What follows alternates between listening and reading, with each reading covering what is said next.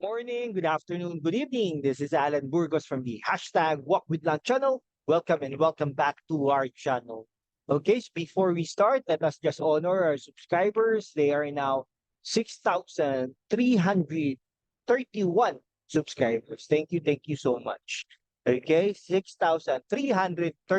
Dagdagan po ng isa. Maraming salamat po from the bottom of my heart. God bless you all.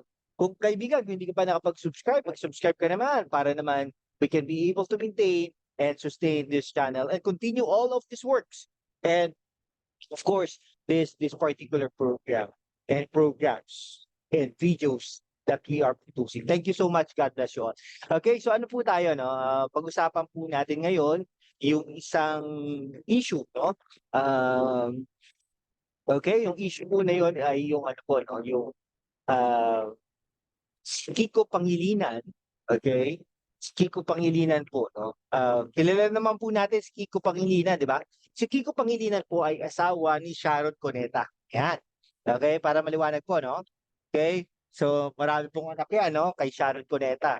Sa may Pangilinan, huwag lang si Dodi Pangilinan. Okay? Pagkatapos po doon, ay si, ano po, naging konsehal po yan ng Quezon City, no? 4th District yata yan, if I'm not mistaken.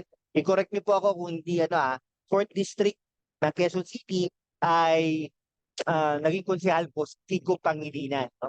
Tapos pagkatapos pong kinasal niya kay Sharon Cuneta, ay tumakbo bilang senador ng Pilipinas.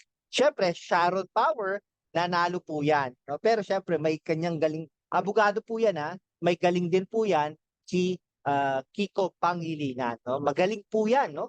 Actually, nag-talk po yan sa Rotaract, no? District Convention namin, yan sa Pampanga. No? Magaling po na tao, mabait po na tao. Kaya lang, may mga ano rin po siya. No? Liberal po kasi yan. No? Tapos naging liberal party, okay? Naging oposisyon, naging administrasyon. Iba-iba po yung kanyang tinahak sa lipunan. Okay? Tapos nung ano po siya, noong 2022, tumakbo po yan bilang pangalawang pangulo ng Pilipinas. Katandem niya po si Leni Robredo. Okay? If I'm not mistaken, pangatlo po siya, no? Pangatlo po siya, pangalawa po si Tito Soto, ang una po doon ay si Sara Duterte. Nanalo po si Sara Duterte. Okay? Si Kiko Pangilinan po, yan, no? Naglaylo na yan. Okay? Sabi nga ni Trillanes, wala na daw campings, wala nang oposisyon. Pero may mga supporters pa rin na talagang gustong pabaksakin si Bongbong Marcos kasi natalo nga ni Bongbong Marcos yung manok nila. Okay, ito na, no? Recently, no? Okay, recently, okay, recently meron pong lumalabas sa Twitter, no? Yung parang hashtag, no? Sana, parang tama nga kami, tanga nga kayo, ganyan. Sana mali kami, sana tama kayo. Ganun ba, parang ganun, mga patinig ba, no? Sinasabi naman natin sa ating programa for the last 3 years, kaya po hindi na nanalo ang mga liberal, ang mga kakampings, ang mga kadilaw, no? Ang mga kayelo, kung ano mang kulay nyo, no? Kaya mga yan, ang nananalo lang dyan talaga ay just Pasig City. Pero tignan nyo, naglaylo na si Vico Soto, di ba? Kasi ano po yan no? Parang kung sinabi nila, tama na sila. Okay? And then, not only that, pero minamaliit, no? Minamaliit yung mga maayaw sa kanila. Minamaliit yung mga gusto, ano nila, no? Hindi sila iba yung kanilang no? Parang bang sila, holier than thou, no? Tama kami, mali kayo, ganun na yun, ba? Ganun po, no? Yan, yung mga ganyang po, Trillanes, Drilon, Hontiveros, Pangilinan, Soto, Vico Soto, mga ganyan, mga ganyan po yung school of thought sila. Hindi ko nga po alam saan po nanggagaling yan, no? Pero ngayon, biglang pumalag po ngayon si Kiko Pangilinan, nakita niya yan. Sabi niya, hindi ito ang karapat-dapat para sa pinaglalaban natin mula noon hanggang ngayon. Okay. So yun, no? Ang ano natin diyan, ang impression natin diyan ay umaayaw na, no? Umaayaw na o inaayawan na siya ng mga kakamping. Okay, mga ganung bagay, no? So wala na. No? Katulad ni Duterte, no? Katulad ni Pangulong Rodrigo Roa Duterte, ay unti-unti na rin nawawala yung existence.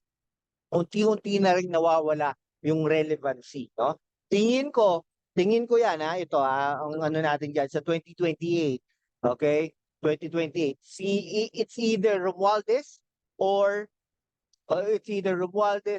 Tulfo ang ilalaban nila kay Sara Duterte, no? Pero ito pa rin ang aking ano diyan, no? Malakas po talaga si Sara Duterte, no? Kasi po naging vice president na siya no? Vice president na po siya, okay? Yan. Kung ano tapos tatandem pa siya kay Amy Marcos ay talagang parang unbeatable yung dalawang babae na yon, okay?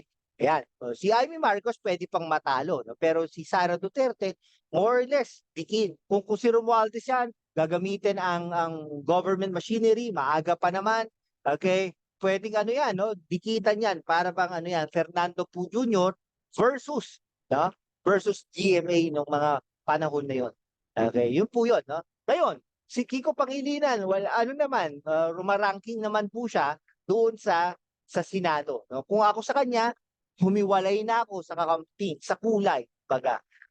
Ano na, mag-independent ka na lang, kumbaga. Katulad ng ginawa ni Lacson, no? And then pag nakarating ka na doon sa Senado ulit, no?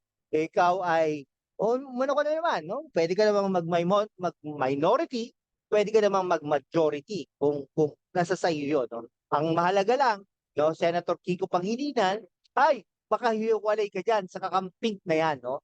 Ayan, tama 'yang ginawa mo, no? Tama 'yang ginawa mo na hindi ito ang solusyon na sasabihin mong tanga yung mga kalaban mo, no? Sasabihin mong tama kayo, no? Sasabihin mong mali, mali, mali kami. So, something like that, no? So, ang ibig sabihin nun, hindi ibig sabihin magkaiba tayo ng opinyon, magkaiba tayo ng ano, ng mga sinasabi, ay tama na ako, tama ka na. Hindi ganoon. Maaaring may may sarili lang tayong perspective. No? Baga, no? Yun yung pinagtatalunan lang natin. Ganon, no? Pero kunwari, for example lang ito kay Pangulong Rodrigo Roa Duterte. Dati, parang sinusuportahan ko siya. Kaya lang, hindi ko naman siya binoto. Pero yung gobyerno niya, sinusuportahan ko naman in a way kasi binoto na siya ng majority. No? Parang I'm obliged to follow and support this person. No? Bakit ko naman kaya na hindi magtagumpay siya? Ang tagumpay niya ay tagumpay ko din. Something like that. Okay? Ngayon, dapat ito dapat nagkakaisa tayo. No? Nagkakaisa tayo dahil kung kunwari, ihiwalay ni Rodrigo Roa Duterte, no?